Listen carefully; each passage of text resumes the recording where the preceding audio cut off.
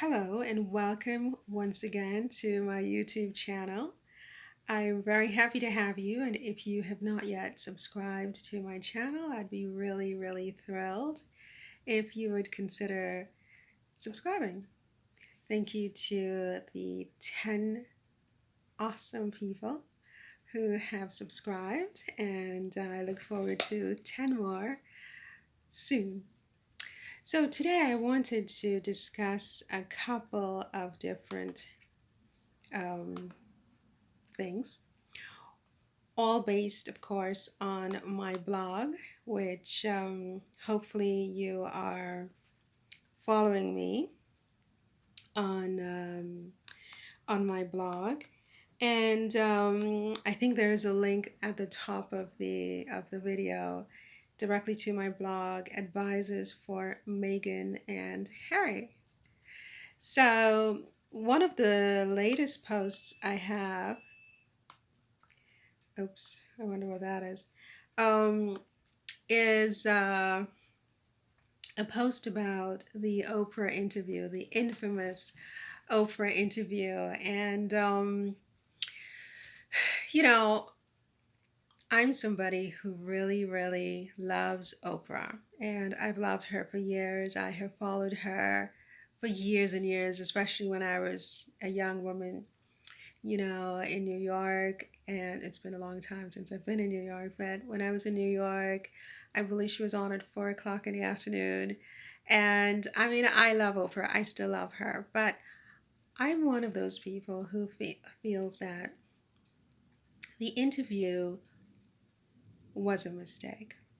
It was a mistake because I think that it was way too soon after all of the problems had occurred. If you recall, and if I recall correctly, it happened around the time of the global pandemic, first of all. So the world was in turmoil and chaos. And Harry and Meghan had just recently left England and had crossed over the pond to Canada. And their lives were in turmoil. And then they were lucky enough to be offered lodging with Oprah's friend, Tyler Perry. But even so, we should all be so lucky to be invited to Tyler Perry's, house for a few months. But still, there was a lot of emotional turmoil that was going on with those two human beings. And it is my view that it was not the right time for Oprah to seek to have them give her an exclusive interview, even though she says, and I believe her completely, that it was all about um, it was all about them having a platform with which to tell their side of the story. But I do think that, in fact, there was more to her, her intentions. I mean, I think she really was thinking more like a journalist here who had this really big scoop, and it was just too big to pass up, too juicy. And so she put that first over her friendship with these people. I think she cares for them, they're friends, etc. But I do think that she put her journalistic hunger and needs first over, what the consequences would be for them, especially for Meghan. And I think that's really unfortunate.